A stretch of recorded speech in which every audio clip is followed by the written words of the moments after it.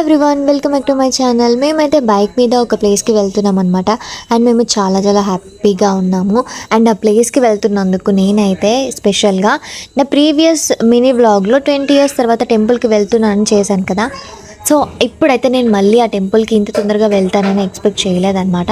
ఆ తల్లి నన్ను మళ్ళీ ఇంత తొందరగా తన దగ్గరికి రప్పించుకుంటుందని అనుకోలేదు. అప్పుడు రాగి పండగకి వెళ్ళినప్పుడు జస్ట్ అన్నదానాన్ని చేసేసి వచ్చేసాము. బట్ లోపల టెంపుల్కి అయితే వెళ్ళలేదన్నమాట. బట్ ఈసారి అయితే నేను డైరెక్ట్గా అమ్మవారి టెంపుల్కి వెళ్ళి ఆ తల్లిని దర్శించుకోవడానికి అయితే వెళ్తున్నాను. సో ఇంతకీ ఆ టెంపుల్ ఏంటి అని అనుకుంటున్నారు కదా. సో మహాకాళి అమ్మవారి టెంపుల్ అనమాట. నా చిన్నప్పుడు ఎప్పుడు ఆ టెంపుల్కి వెళ్ళాను. బట్ ఇప్పుడు నేను నా పిల్లలిద్దరితో కలిసి నా భర్త తోటి అండ్ ఈ టెంపుల్కి అయితే వెళ్తున్నాను అనమాట. ఆ టెంపుల్ కూడా చాలా పవర్ఫుల్. అమ్మవార్లు అందరూ చాలా పవర్ఫుల్. కాళీమాత మహాకాళి కూడా చాలా పవర్ఫుల్ కదా. సో ఇప్పుడైతే మేము ఆ టెంపుల్ దగ్గరలో ఉన్నామన్నమాట. దగ్గరకు వచ్చేసాము. అండ్ ఇంకా రైట్ సైడ్లో టెంపుల్ దగ్గర ఒక చెరువు అయితే ఉంటుందన్నమాట. ఇంకా నేనైతే ఈ టెంపుల్ ఎలా ఉంటుంది లోపల అసలు చిన్నప్పుడు వెళ్ళాను కదా, నాకు అసలు ఐడియా లేదు. నేను ప్రసాదం తిన్నది మాత్రమే నాకు ఐడియా ఉందన్నమాట. ఇంకా తర్వాత ఏ ఐడియా లేదు. ఇంకా టెంపుల్ దగ్గరికి వెళ్ళాలి, లోపల అమ్మవారు ఎలా ఉంటుంది, గుడి ఎలా ఉంటుంది అనేది చూడాలనే ఆతృతే నాకు చాలా ఉందన్నమాట. అండ్ ఇంకా మీరు మాత్రం ఎక్కడ స్కిప్ చేయకుండా ఈ ఫుల్ బ్లాగ్ చూసేయండి. ఈ అమ్మవారు చాలా పవర్ఫుల్ అని చెప్పాను కదా, మీరు కూడా చూసి దర్శించుకోండి. అండ్ ఇంకా ఇక్కడ పొలాలు ఉన్నాయని చెప్పాను కదా, ఆ లోపల కనిపిస్తుంది చూడండి, అది మహాకాళి అమ్మవారి టెంపుల్. ఆ టెంపుల్ కాకుండా మేము ఫస్ట్ వేరే టెంపుల్కి అయితే వెళ్తున్నాం అనమాట. ఆ టెంపుల్ని దర్శించుకున్న తర్వాతకి మహాకాళి అమ్మవారి టెంపుల్కి అయితే మనం వెళ్ళి చూసేద్దాము. అండ్ ఇక్కడ పొలాల దగ్గర ఈ చెట్ల మధ్య చాలా బాగుంటుంది. అండ్ అక్కడ ఒక షాప్ కూడా ఉందన్నమాట. సో షాప్లో మనకి వాటర్ బాటిల్స్ అవి కూడా ఉంటాయి. సో మనం తీసుకోవచ్చు. అండ్ ఇంకా మీకు బ్లూ కలర్లో కనిపిస్తుంది కదా, అక్కడ అన్నదానం చేస్తారు. సో ఇప్పుడైతే ఫస్ట్ ఈ టెంపుల్కి వెళ్దామని చెప్పాను కదా. ఇది వచ్చేసి శ్రీ బాలత్రిపుర సుందరి దేవి సమేత బాగేశ్వర స్వామి దేవాలయం అనమాట. సో అమ్మవారిది ఉంటుంది, అలాగే శివయ్యది కూడా ఉంటుంది అనమాట. సో బాలత్రిపుర సుందరి దేవి అండి, బాగేశ్వర ఆయన కూడా శివయ్య కదా, పేర్లు చాలా ఉంటాయి ఆయనకి. ఇంకా లోపలికి ఎంటర్ అయిపోతే మనకి ఫ్రంట్గా గజస్తంభం అయితే కనిపిస్తుంది.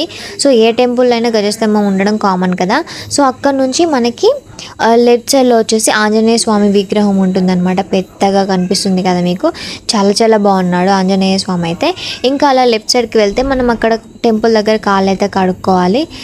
అండ్ ఇంకా నేనైతే అక్కడ పెట్టేసి మేమైతే మొక్కుతున్నాం అనమాట దేవుడికి, ఆంజనేయ స్వామికి. సో ఆయన మంగళవారం ఆయనకి ఒక్క పొద్దు అయితే ఉంటాడనమాట చాలా నిష్టగా. అండ్ మేమైతే దర్శనం అంటే ఆంజనేయ స్వామిని మొక్కామన్నమాట. సో ఇంకా ఈ టెంపుల్ లోపలికి అయితే వెళ్ళాలి అని అనుకున్నాము. అండ్ అక్కడ ఈ టెంపుల్ ఏంటంటే, ఈ టెంపుల్లో 4 ద్వారాలు ఉన్నాయన్నమాట. నంది ఉన్నాడు నలువైపులా. సో 4 doors అయితే ఉన్నాయి. కానీ నేను క్లియర్గా వీడియో అయితే తీయలేకపోయాను, ఎందుకంటే అలో చేయలేదు, వీడియో తీయొద్దమ్మా అని చెప్పేసి. ఇంకా మా ఆయన అయితే నంది చెవులో ఏదో చెప్తున్నాడు, తన కోరిక నెరవేరాలని నేనైతే కోరుకుంటున్నాను. మా ఆయన నాకు చెప్తున్నాడు అనమాట ఈ గుడి గురించి. ఈ గుడికి 4 వైపులా నంది ఉంటాడు, 4 ద్వారాలు ఉన్నాయని చెప్తూ ఉన్నాడు అనమాట. సో ఎందుకంటే మా ఆయనకి ఇక్కడ ప్రతి ఒక్కటి తెలుసు కాబట్టి. అండ్ ఇంకా మీకు రైట్ సైడ్లో చూడండి నంది ఎదురుగా కనిపిస్తున్నాడు కదా. సో ఇది వచ్చేసి రైట్ సైడ్ నంది అనమాట. ఫ్రంట్ చూసారు, రైట్ చూసారు. ఇప్పుడు లెఫ్ట్ సైడ్లో ఉన్న నందిని కూడా చూసేయండి. అండ్ బ్యాక్ సైడ్లో కూడా మనకి నంది ఉంటాడు. బట్ నేను ఫుల్గా తీయలేదు, ఎందుకంటే బ్యాక్ సైడ్ మనకి హోమం అనేది ప్రిపేర్ చేస్తున్నారు అనమాట. అండ్ ఎదురుగా వచ్చేసి టెంపుల్కి ఎదురుగా లెఫ్ట్ సైడ్ వచ్చేసి ఆంజనేయ స్వామి, రైట్ సైడ్లో వచ్చేసి కృష్ణుడు, రాధ కనిపిస్తారనమాట. సో నాకు ఈ విగ్రహాలు అనేవి చాలా బాగా నచ్చాయి. అండ్ ఇంకా మనకి కృష్ణుడు కూడా ఎంత బాగున్నాడో కదా. సో మీరు కృష్ణుడు అయితే చూస్తున్నారు, కృష్ణుడు పక్కన ఉన్న ఒక చెట్టును చూడండి. అండ్ ఎదురుగా ఆంజనేయ స్వామి, కృష్ణుడు అయితే కనిపిస్తారనమాట మనకి. సో చెట్టు చూడండి అని చెప్పాను కదా. ఈ చెట్టు గురించి మీలో ఎంతమందికి తెలుసు? ఒకవేళ తెలిస్తే కనుక మీరు కామెంట్ సెక్షన్లో కామెంట్ చేయండి. అండ్ నేను ఈ చెట్టుని ఎక్కడో సోషల్ మీడియాలో చూశాను, బట్ ఇప్పుడు డైరెక్ట్ లైవ్గా నేను ఆ టెంపుల్లో ఈ గుడిలో నేను చూశాను అనమాట ఈ చెట్టుని. సో ఈ చెట్టుని ఏమంటారు, ఆ పువ్వుని ఏమంటారు అనేది కూడా మీరు కామెంట్ సెక్షన్లో కామెంట్ చేయడం మాత్రం అస్సలు మర్చిపోకండి. అండ్ నాకు ఈ చెట్టు గురించి కూడా తెలుసుకోవాలని అనిపిస్తుంది, మీలో ఎంతమందికి తెలుసు అనేది కూడా నాకు తెలుస్తుంది కదా. అండ్ ఇంకా మీకు హోమం జరిగిందని చెప్పాను కదా, చాలామంది హోమానికి అయితే వచ్చేసారనమాట. ఇక్కడికి ప్రతి అమావాస్యకి పౌర్ణమికి హోమం జరిపిస్తారు. అండ్ అలాగే అన్నదానం కూడా చేపిస్తారు అనమాట. సో మీకు ఇక్కడ పువ్వు కనిపిస్తుంది కదా, ఆ పువ్వు గురించి తెలిసిన వాళ్ళు కామెంట్ సెక్షన్లో కామెంట్ చేయడం మాత్రం అస్సలు మర్చిపోకండి. అండ్ ఈ వీడియోకి లైక్ చేయడం, షేర్ చేయడం కూడా మర్చిపోకండి. అండ్ హోమం అయితే కంప్లీట్ అయిపోయింది. హోమం పూర్ణాహుతి అయిపోయాక అందరం ఆ హోమం చుట్టూ తిరిగి బొట్టు అయితే పెట్టుకొని మళ్ళీ గుడిలో నుంచి బయటకు అయితే వచ్చేసామన్నమాట. సో హోమం అంతా పూర్తి అయిపోయిన తర్వాతకి అన్నదానం అనేది స్టార్ట్ అయిపోయింది, అది తర్వాత చెప్తాను. అండ్ ఇంకా మేము ఆ టెంపుల్ని దర్శించుకున్న తర్వాతకి ఇప్పుడు మహాకాళి అమ్మవారి టెంపుల్ దగ్గరికి అయితే వెళ్తున్నాము. సో నేను ఫస్ట్ టైం అంటే 20 years తర్వాత మళ్ళీ ఆ టెంపుల్ అడుగు పెడుతున్నాను కదా. నా చిన్నగా ఉన్నప్పుడు అంత ఏం లేదంట, టెంపుల్ మామూలుగా ఉందంట. సో ఇప్పుడైతే మొత్తం మంచిగా కట్టేశారనమాట. సో ఒక చరిత్ర ఉంది కదా ఈ టెంపుల్ గురించి. సో చూడండి, శ్రీ శ్రీ మహాకాళి అమ్మవారి దేవాలయం అని ఉంది కదా. సో ఈ టెంపుల్లో నా ఫస్ట్ పాదం, మొదటి అడుగైతే నేను వేస్తున్నాను. సో నాకైతే చెప్పలేనంత ఆనందం, సంతోషం అయితే కలిగిందనమాట.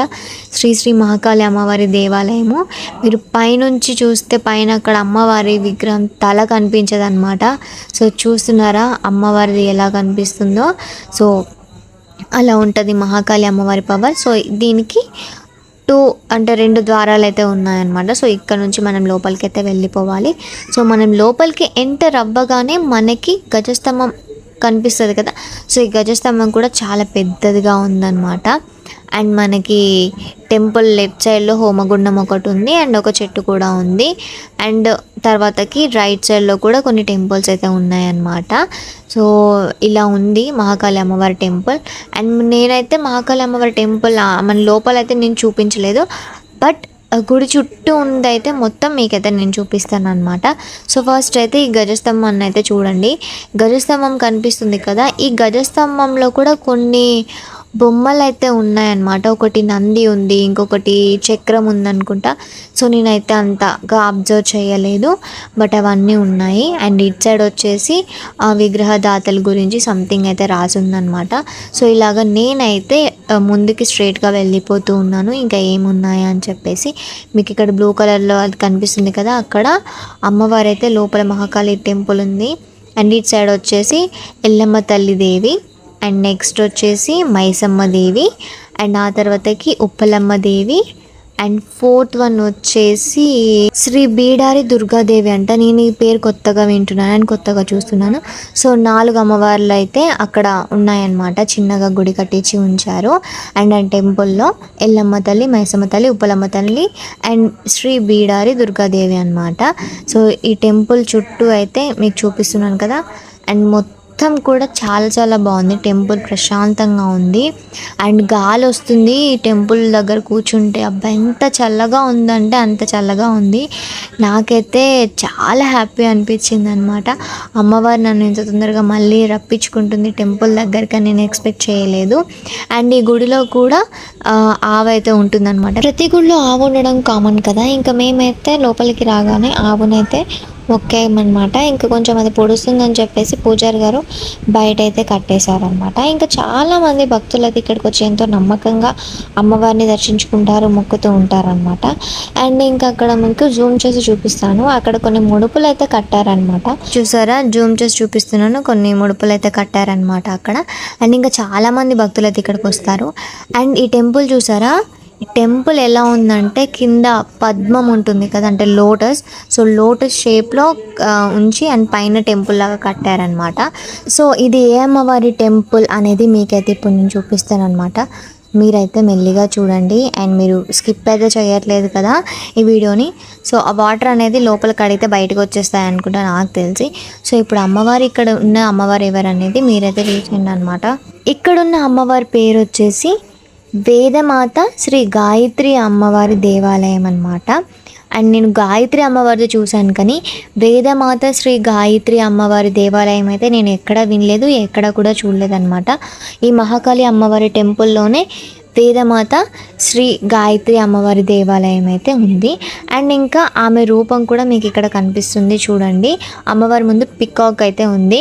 అండ్ ఇంకా పైన అమ్మవారి విగ్రహం కూడా చూసేయండి, అమ్మవారికి ఎన్ని తలలు ఉన్నాయో అండ్ చేతిలో కూడా కొన్ని ఉన్నాయన్నమాట. ఇంకా ఆ తర్వాతకి అమ్మవారి ముందే ఇంకొక టెంపుల్ కూడా ఉంది. ఆ టెంపుల్ నేమ్ కూడా నేను కొత్తగా విన్నాను అండ్ కొత్తగా చూస్తున్నాను అనమాట. సో పాములాగా కనిపిస్తుంది కదా, కింద మొత్తం పాము షేప్, పైన వచ్చేసి అమ్మాయిలాగా నమస్కరిస్తూ కనిపిస్తుంది కదా మనకి. సో ఈ టెంపుల్ ఏంటంటే శ్రీవల్లి దేవసేన సమేత శ్రీ సుబ్రహ్మణ్య స్వామి వారు.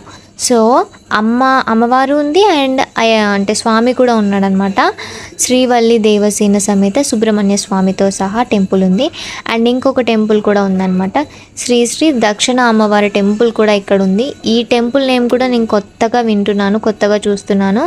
అండ్ ఇది మహాకాళి అమ్మవారి టెంపుల్లోనే ఉన్నాయి ఈ మూడు కూడా. మహాకాళి అమ్మవారి టెంపుల్లో అందరూ అమ్మవారి టెంపుల్సే ఉన్నాయన్నమాట. ఈ లోపల మహాకాళి అమ్మవారి టెంపుల్. అండ్ ఇంకా నెక్స్ట్ వే అని చెప్పాను కదా, ఈ వే కూడా ఉంది. 2 గేట్లు అయితే ఉంటాయన్నమాట. ఇందులో నుంచి కూడా లోపలికి రావచ్చు, వెళ్ళొచ్చు. అండ్ రైట్ సైడ్లో మనకి ఒక బావి అయితే కనిపిస్తుంది. అండ్ అటు సైడ్ కొంచెం ముందుకు వెళ్తే మనం కాలు కడుక్కోవడానికి అయితే ఉంటుంది అనమాట. సో ఇలాగ మేము మహాకాళి అమ్మవారి టెంపుల్ని అయితే చూసాము. లోపలికి అయితే వెళ్ళాం కానీ వీడియో అయితే అవేం తీయలేదన్నమాట. ఆ తల్లిని మంచిగా దర్శించుకున్నాము, మంచిగా చూశాను, నా మనస్ఫూర్తిగా ఉన్నాను. మార్నింగ్ వెళ్ళి ఈవినింగ్ వచ్చేసాను అనమాట. సో లోపలైతే కూర్చున్నాను. కొన్ని పూజలు అయితే జరిగాయి అమ్మవారికి, అమావాస్య కాబట్టి. ఇంకా అమావాస్య కాబట్టి హోమాలు అవన్నీ అయిపోయిన తర్వాతకి మధ్యాహ్నం అన్నదాన కార్యక్రమం అయితే చేశారనమాట. సో అన్నదాన కార్యక్రమం చూసుకొని గురుగారిని కలిసి అమ్మవారిని మనస్ఫూర్తిగా తలుచుకొని చూసుకొని, ఏ గుడిలో అయినా ఒక్కసారి అన్నదానం దొరకడమే కష్టం. అలాంటిది నాకు మహాకాళి అమ్మవారి టెంపుల్లో 2 సార్లు అన్నదానం దొరకడం అనేది అదృష్టంగా భావిస్తున్నాను. అండ్ ఇంకా మేమైతే రిటర్న్ ఇంటికి వెళ్ళిపోతున్నాము. ఈ వ్లాగ్ ఎలా అనిపించిందో కామెంట్ సెక్షన్లో కామెంట్ చేయండి, లైక్ చేయండి, షేర్ చేయండి.